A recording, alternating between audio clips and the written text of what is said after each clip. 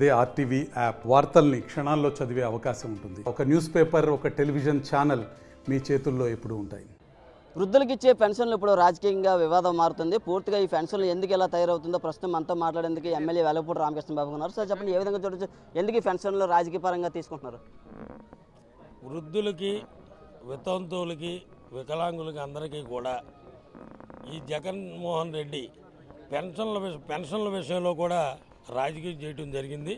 ప్రజలందరికీ ఈ జగన్మోహన్ రెడ్డి యొక్క జగన్నాటకం తెలుసు. మేము వాళ్ళ అల్లో ప్రాంతంలో సచివాలయానికి మేము పర్సనల్గా మా నాయకులు మేము వెళ్ళటం జరిగింది.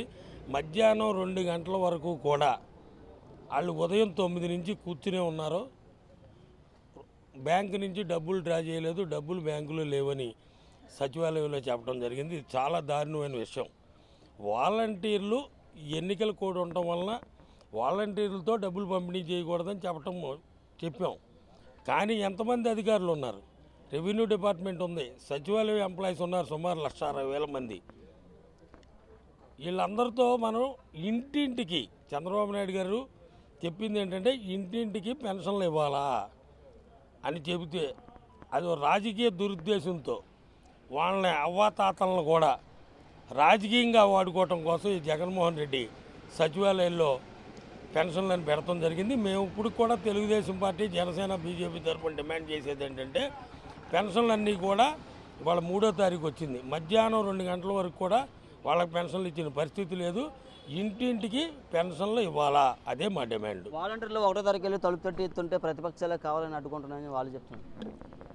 వాలంటీర్లు ఇవ్వకూడదనేది EC guidelines, Telugu Desam party, Janasena, BJP guidelines కాదు. అది ఎలక్షన్ కమిషను ఆదేశాలు ఇచ్చింది. వాలంటీర్లు ఎన్నికల ప్రచారంలో కానీ దేంట్లో అయినా పాల్గొకూడదని.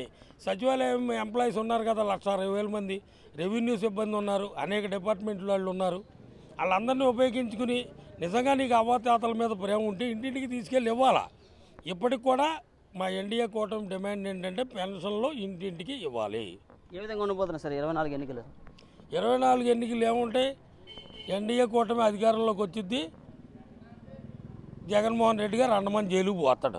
మీరే భయపడుతున్నారు, అందుకే ప్రతిపక్షాలు భయపడుతున్నాయి, అందుకే కూటమిలో వస్తున్నారు, మేము సింగిల్గానే వస్తున్నాం అని చెప్తున్నాడు ఎవరు? జగన్మోహన్ రెడ్డి. తెలుగుదేశం పార్టీతో ఏ పార్టీ అయినా కలవటానికి వస్తారు, నీతో వాళ్ళు కలవటానికి ఎవడన్నా వస్తాడా? నువ్వు సైకో. నిన్ను ఒక్క పార్టీని ఆహ్వానించు, నీతో కలుపుతారు, నేను చూద్దాం.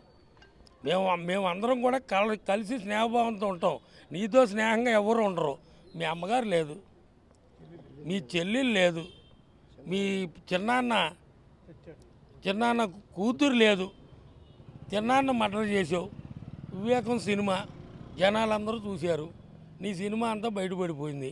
నువ్వు త్వరలో అండమాన్ జైలుకు పోవటం ఖాయం. మళ్ళీ ఇప్పుడు ఎన్నికలు అంటూ బస్సు యాత్ర తిరుగుతున్నాడు జనాల్లోనే. బస్సు యాత్ర అని ఎవడన్నారు మీరు? దాన్ని తుసియాత్ర, అది తుసియాత్ర, అది తుసియాత్ర. అది ఆయన బస్సుకి అడ్డం వచ్చినాయని కరెంటు వైర్లు కట్ చేయటం, చెట్లు కొట్టేయటం, అంటే ప్రజల ఇబ్బందులు ఇతనికి అవసరం లేదు. కరెంటు వైర్లు తీసేస్తారండి ఎవడన్నా?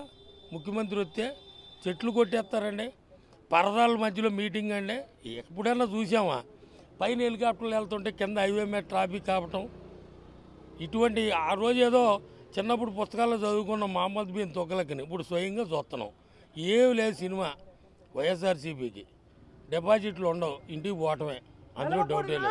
ఇది ఎమ్మెల్యే వెలగపూడి రామకృష్ణ బాబు చెప్తున్నారు. ఈసారి డిపాజిట్లు కూడా ఉన్నాయి, వైసీపీ ఇంటికి పోవడమేనా ఆయన చెప్తున్న పరిస్థితి. Camera person Sagar Naidu, RTV Visakha నుంచి. మరిన్ని వీడియోస్ కోసం ఛానల్ ని సబ్స్క్రైబ్ చేయండి, లేటెస్ట్ అప్డేట్స్ కోసం వాట్సాప్ ఛానల్ ని ఫాలో చేయండి, అండ్ లింక్ డిస్క్రిప్షన్ లో ఉంది.